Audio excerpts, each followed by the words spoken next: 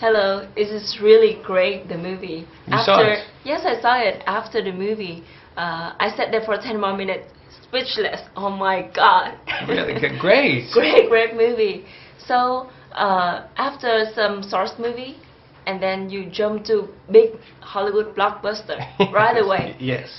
So what do you feel right now?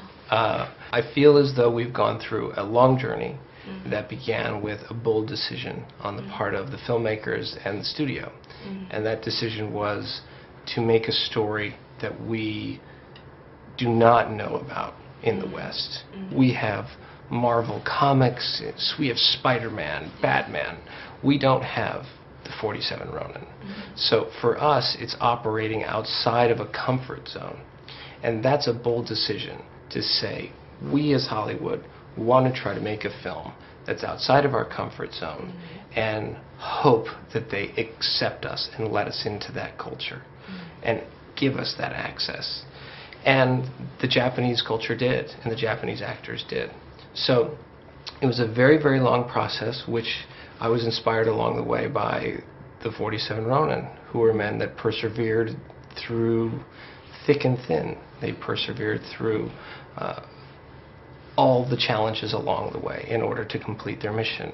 And I think that these filmmakers have, and the studio has. So relief and pride in all of the actors and the filmmakers behind the scenes. So did you meet any difficulties during the time making the movie?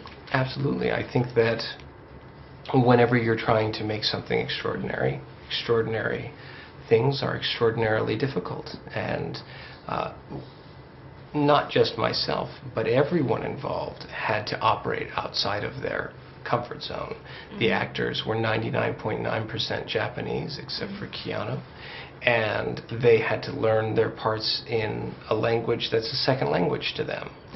And that was very, very difficult for them, but at the same time, they all rose to the challenge and succeeded.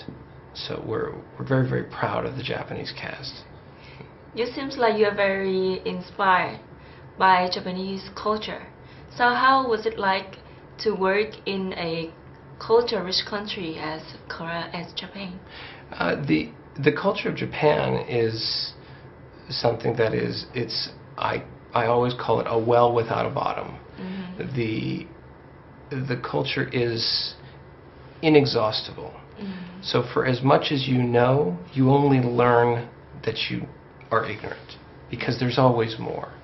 But that's okay. You come to the point where you accept the fact that you are going to be limited in your knowledge, but at the same time you're able to attach yourself emotionally to core principles, core emotional principles, and core ideological principles.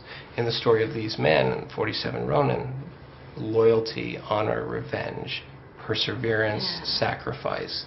These are ideas that are pertinent to Japanese culture, but they're also pertinent to Vietnamese culture. They're pertinent to American culture, English, British, you name it. They're universal ideas. And as a Westerner, I was able to see that and become inspired by that heart. And from there, that fueled my curiosity into the culture and fueled my passion for this culture, who's been so accepting of us and the rest of the crew. I just come back from New York Film Academy, and and I want to start my first movie in Los Angeles. Yes, in Los Angeles, and an actress, and I want to be a director in 10 years. So do you have any advice for me as a young actress and a movie maker in Vietnam, the young one? To film in Vietnam or to film in Los Angeles? I'd love to do both, actually. Yeah, well, I would say that my advice is pick up a camera and start. That it's never easy, and that there are always challenges, and we live on a moving planet, so everything changes. The moment you think one thing, it's going to change on you. So the ability to adapt to that change and yet keep your compass aligned to what you know you want. So I would say just start, and you never know what happens next.